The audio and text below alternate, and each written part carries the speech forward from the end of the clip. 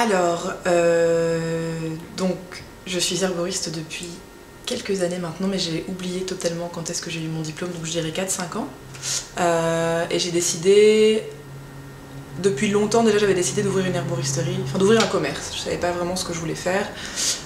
J'ai d'abord fait de la photo, puis j'ai fait de l'herboristerie, et en fait c'est tombé sur ce que j'aimais pour le moment, c'était vraiment ça. Donc je me suis dit ok, on y va, on monte le projet, et du coup j'avais envie de créer un espace d'accueil et de rencontre le plus simple possible au niveau de ce que je proposais, pour pas qu'il y ait 10 000 produits et qu'on s'y perde, et vraiment que les gens puissent venir pour du conseil, juste de l'écoute, parce qu'en fait on n'a pas tout le temps besoin d'acheter quelque chose, découvrir des choses, découvrir des plantes, des livres, on organise aussi beaucoup d'ateliers, et du coup pour la sensibilisation justement au zéro déchet, à la cosmétique, à l'aromathérapie.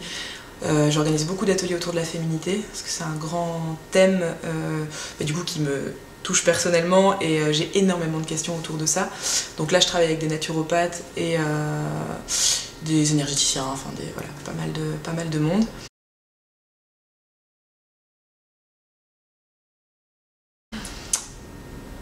Alors ça s'est fait en plusieurs étapes. Ouais. À la base, je voulais sauver le monde, donc dans son entièreté. Et puis après, je voulais sauver que les animaux, parce que les humains m'énervaient.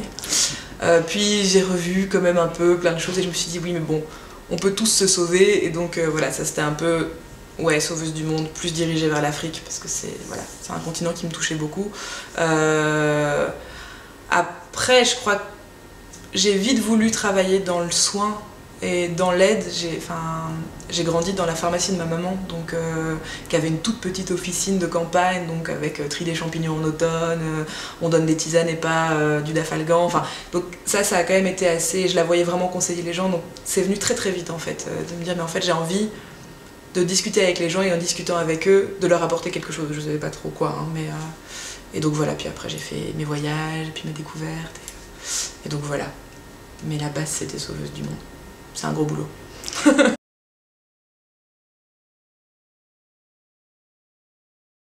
Bon, à la base, j'ai grandi à la campagne, donc ça a toujours été quelque chose d'assez présent. J'essaie d'y aller le plus possible. Souvent, en fait, je prends un train et je m'arrête à la gare qui me plaît le dimanche. Donc j'ai eu un peu de mal au tout début à l'ouverture de la boutique, parce que voilà, il y avait beaucoup. Et puis à un moment, j'ai senti en fait qu'il fallait que j'aille respirer un peu ailleurs, et du coup j'ai vraiment pris un peu ce rituel d'y aller, pas tous les dimanches mais quasi. Puis j'ai des amis qui habitent à la campagne, donc je peux aussi vite les appeler et leur dire voilà, je viens ce soir et je repars demain matin, et c'est ok. Et là du coup je vais me promener quoi, je vais vraiment marcher. Après je suis une grande passionnée des insectes, donc ça j'ai aussi besoin d'aller les voir, et donc c'est un peu ce qui me rapproche de la nature à la base. Et donc là je pars avec mes bouquins, et puis je vais observer ce qui se passe un peu à toutes les saisons.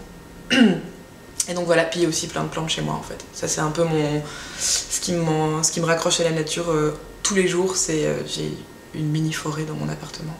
Elles ont tout un nom. Et je leur parle le soir, le matin. Les plantes d'ici aussi, c'est vraiment quelque chose qui est important pour moi.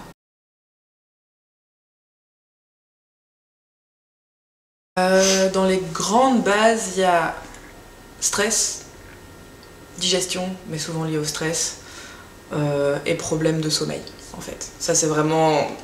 Voilà, je suis beaucoup de personnes qui sont en sortie de burn-out, donc voilà, c'est un long boulot, mais alors du coup j'essaie de travailler sur toutes les zones du corps et notamment la digestion, mais ouais, c'est les dynamiques principales, c'est ça quoi, c'est vraiment. Mais après, à l'heure actuelle, on travaille tous 1000 heures par semaine, et on est fatigué et on n'arrive pas à s'équilibrer dans notre rythme de vie, donc souvent en fait on discute beaucoup de ça, et j'essaie d'expliquer, ben voilà, si tu prends 5 minutes pour toi le matin et le soir, en fait tu vas déjà mieux, et du coup enfin voilà, c'est des petites choses que moi j'applique et du coup que je peux essayer de transmettre, mais c'est vrai que le stress c'est le truc qu'on voit le plus souvent quoi.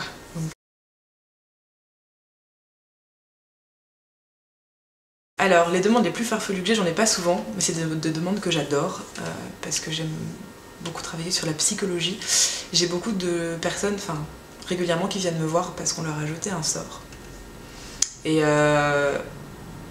c'est toujours difficile à aborder.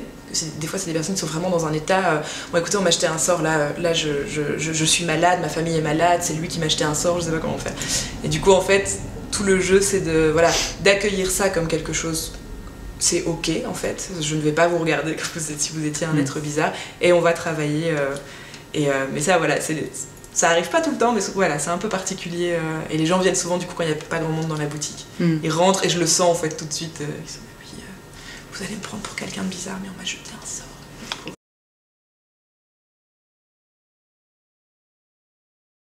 Alors, c'est compliqué comme question. En fait, bon, il y a plein de plantes que j'aime, on est d'accord, mais je travaille. J'ai des affinités par période comme ça. Et en ce moment, c'est l'aubépine.